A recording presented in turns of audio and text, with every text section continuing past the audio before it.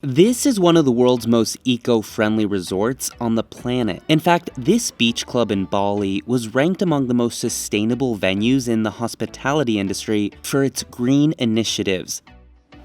And I'm not just talking about replacing plastic straws. Every element from the infrastructure, design, and logistics are thought out for the sake of sustainability and minimizing waste. The back of my menu is made out of a mix of tire and flip-flops. At the beach club entrance is a pile of 5,000 flip-flops that were collected along the shores of Bali beaches and assembled into art. Even the wood here is all from reclaimed wood from boats. But I want to know, is going green good for business?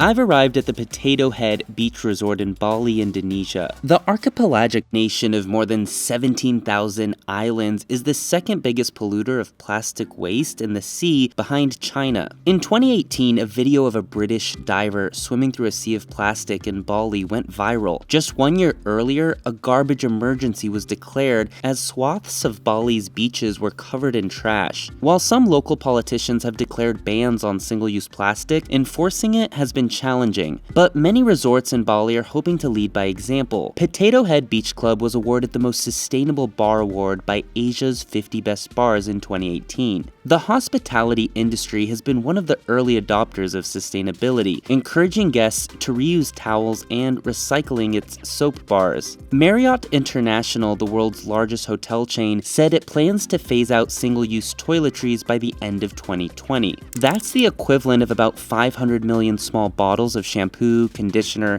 and bath gel each year. At Potato Head's security checkpoint, guests are screened for the usual contrabands such as weapons or explosives, and one other thing, plastic bottles. When you come into Potato Head, the first thing we do is ask you if you have any single-use plastic water bottles. And one of the things is people go, oh, what, can I not bring this in? We're like, well, no, actually, we're single-use plastic free. Simon Pestridge is the Chief Experience Officer of Potato Head. We give them a voucher to be able to buy water when they come in, which softens the blow, but actually people really respect it. And that kind of opens their mind to say, oh, actually, maybe we could all do some things a little bit differently, which should be a good start for the planet. And that sets the tone for the guest experience. No matter where you look, there's no signs of single-use plastic, and that's deliberate. There's even a private group where employees here can actually report anytime they see single-use plastic. Potato Head says in its effort to be sustainable, it also saves money on everyday costs. We're actually running a better business model than if we were just to brush it under the carpet and say, oh, we'll get to that another time.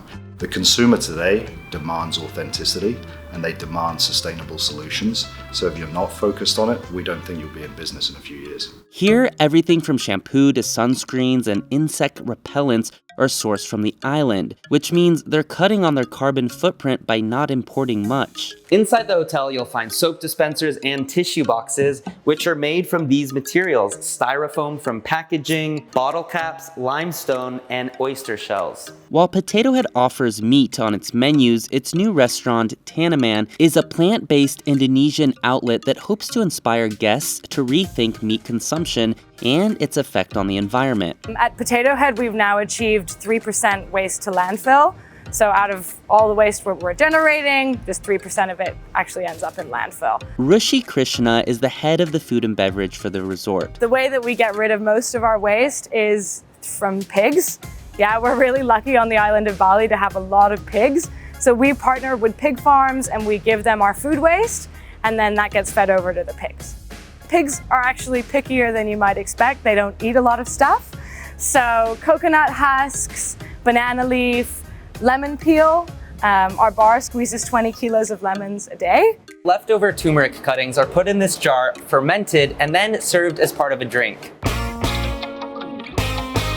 Even its menus are made out of banana trunk, jackfruit leaves, and recycled paper. Candle wax is made exclusively from used cooking oil, and even this glass is made from its wine bottles. The biggest education that we do is for our vendors, people that supply us the produce. We have the right to refuse here if things are wrapped in plastic. Then the other one is teaching the staff about plastic waste, about sustainability. And I think they go back to their villages and they take that back with them and they take it back to their families. If 97% of their waste is reused or recycled, I'm curious what's not being recycled then. The 3% is primarily paper tissue and also waste from the restrooms and guest waste like cigarette butts, cigarette boxes. So I'd love to say we can get to zero, but without an incinerator, it is a little tricky, but we do our best. Despite Potato Head achieving such high sustainability rates here in Bali, it has two sister restaurants in Singapore and Hong Kong where they admit things are different. In these cities, supplies are mass-produced and logistics are streamlined. Yes, it's probably harder in those cities right now, but it doesn't mean the solutions aren't there. We just believe that because our footprint is so big here in Bali, we have to get it right here and then transfer what we can to the other cities. And the same could be true for massive hotel chains too. Younger generation that have disposable income for the first time. If you don't offer them solutions, why would they come? For the big chains and the big groups, they have the ability to make big impact, but it's way harder because their supply chains are so complex. Indonesia has pledged to reduce ocean plastics by 70% by 2025, and Bali will be the centerpiece of its efforts. Another tourist hotspot, the Maldives, has said it will ban all single-use plastics by 2025. That is welcome news for Sonu Shivdasani, who operates several resorts. His decision to ban plastic bottles in 2008 led to financial savings. Ecology is economy in most cases. Hotels normally spend 20% of their water revenues on buying branded water. We stopped that. We bottled on site.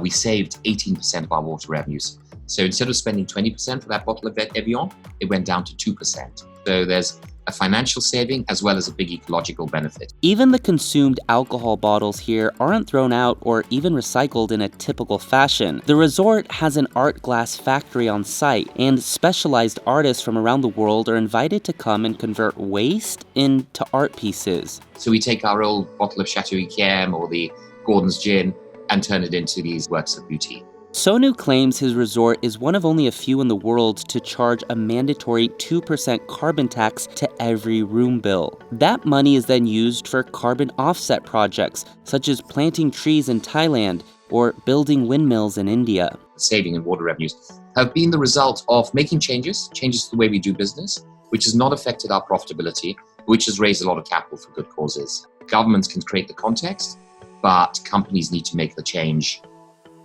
Hey guys, it's Uptin. Thanks for watching. Check out more of our videos and let me know in the comments, do you think going green is good for business? While you're at it, subscribe to our channel and I'll see you next time.